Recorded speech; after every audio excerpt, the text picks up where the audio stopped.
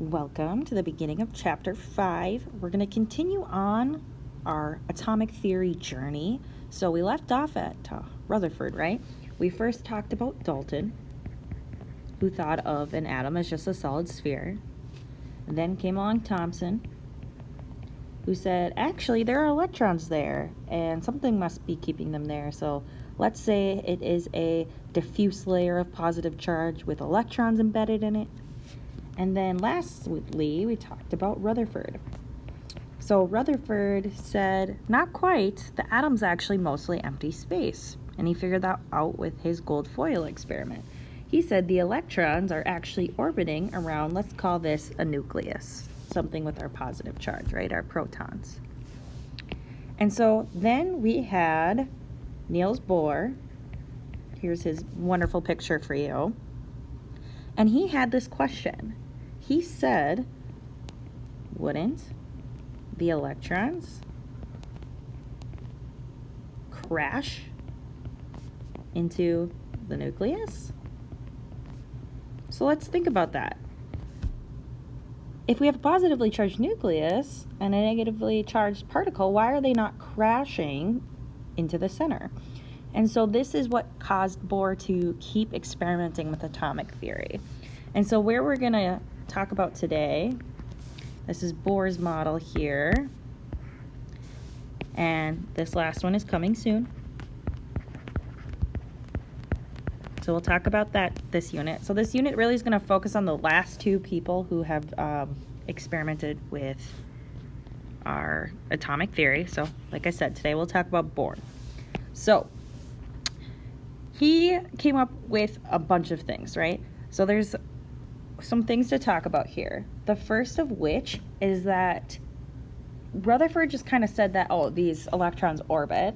Bohr came back and said, yeah, but it's more in depth than that. There is more reason to how they move, right? And so he said electrons don't move randomly.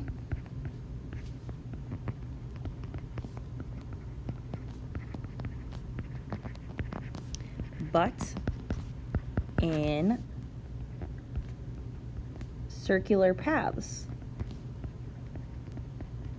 So I want you to think like planets around the sun.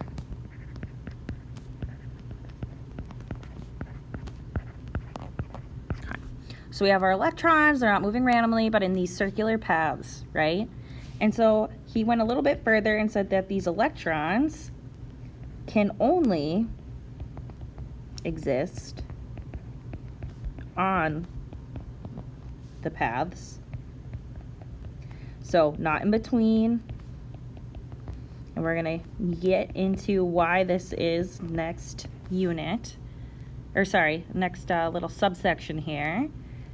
But what's really cool about them is that these electrons can change between the paths.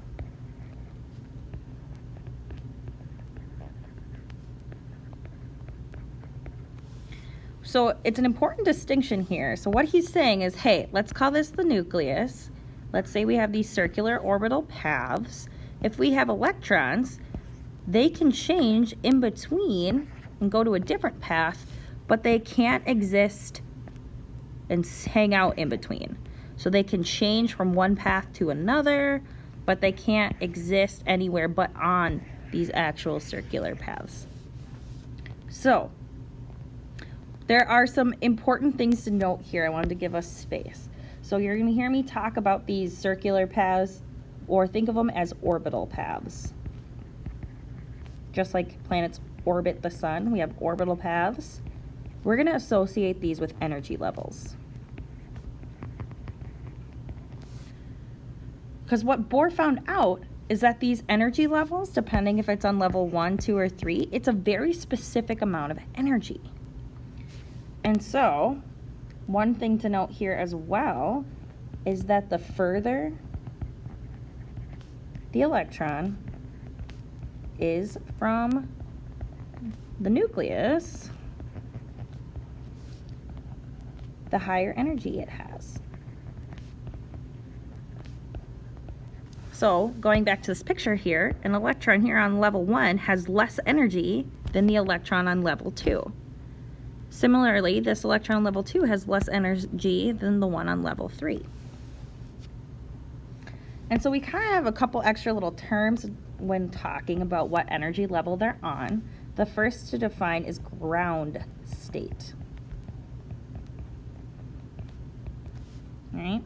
This is the lowest possible energy level. And all this means is if there is a space that's on an energy level that's closer to the nucleus, an electron occupies it, let's call that, hey, I'm sitting at ground state. Now, if the electron moves to higher energy level,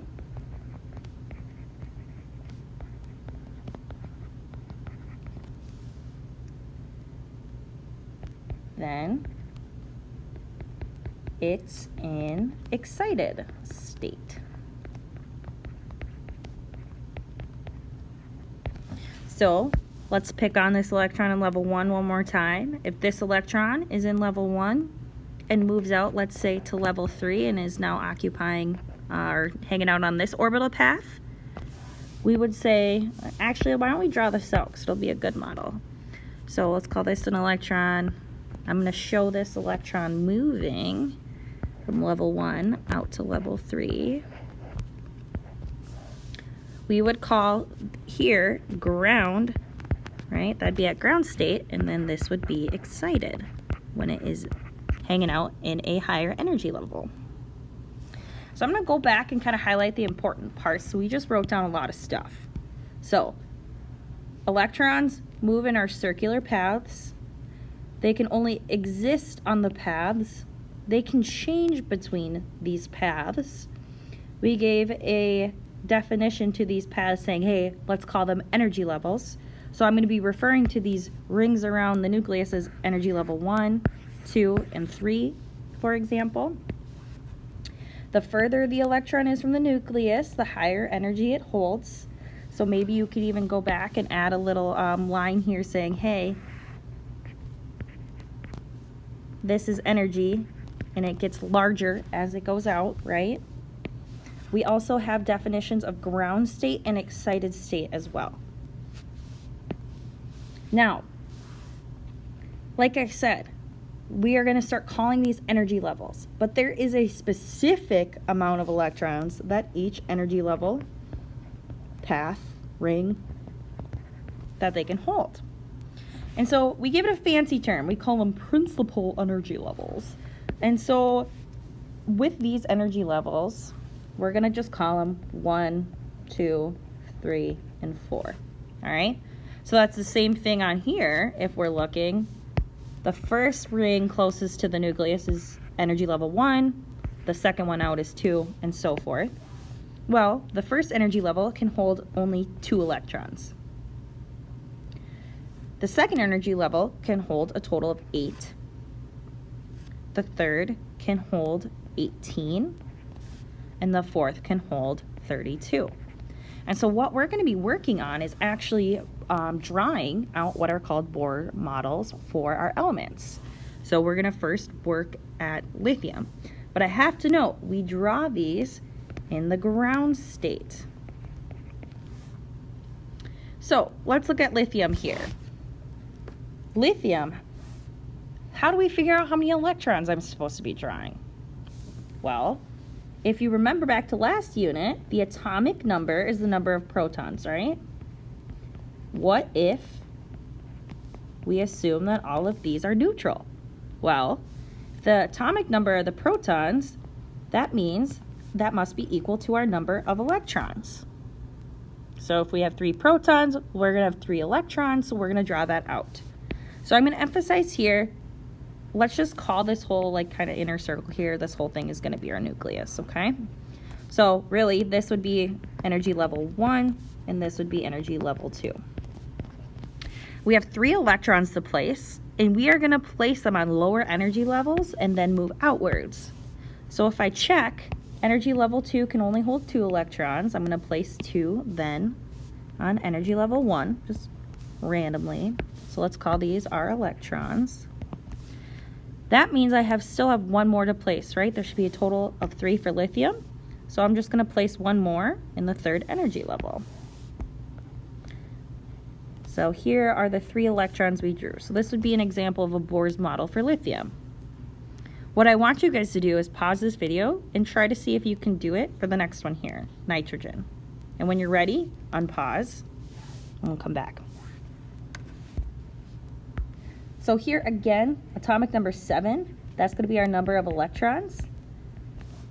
And so I'm going to draw out here, here's my nucleus. I'm just going to make this inner ring, emphasize that as being my nucleus. And again, you don't have to write level 1 and level 2, but I think for learning, this helps.